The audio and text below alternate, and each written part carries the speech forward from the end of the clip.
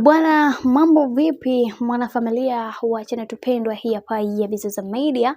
Kama ndo mara yako ya kwanza, basi nikusihi usisahau kusubscribe, kulike, kushare pamoja na kucomment. Bwana, mambo ni mengi sana kwenye swala zima la dada yetu kipenzi ambaye ni Hamisa Mobeto.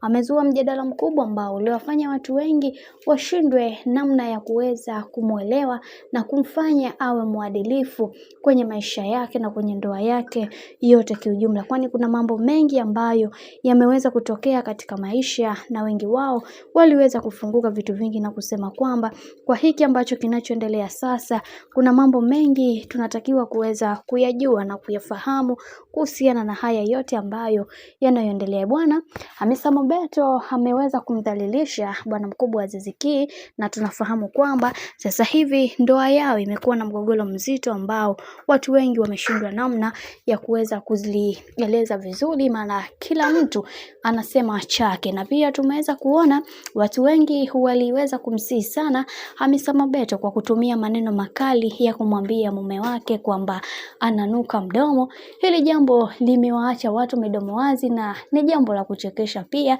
Eti kweli mtu unavunja ndoa yako kwa sababu tu eti ya mwanaume ananuka mdomo? Lakini pia mashabiki wengi waliweza kulihoji hili na kusema kwamba kwani alikuwa hamuoni muda mrefu huo mdomo wake ukiwa unanuka? Mbona kuna watu wanatafuta visingizio ambavyo visivyokuwa na maana? Lakini pia tumeweza kuona watu wengi waliweza kufunguka na kusema kwamba Hamisa Mobeto si mwanamke bora na si mke bora kwa namna ile ambavyo. Baada ya hayo yote kuweza kutokea, mashabiki wameweza kuchukizwa sana na kauli za Hamisa Mobeto kuweza kumtamkia Azizi Ki kwamba sio mwanaume wa hadhi yake, na pia kuna vitu ambavyo vilivyomshawishi kwa kipindi kile kuweza kuingia naye kwenye mahusiano. Lakini pia kwa upande wa mwenyewe Hamisa Mobeto anasema kwamba mashabiki, msinishauri chochote kwa sababu mimi ndiye ambaye niliweza kuamua kuingia kwenye mahusiano na mimi ndiye ambaye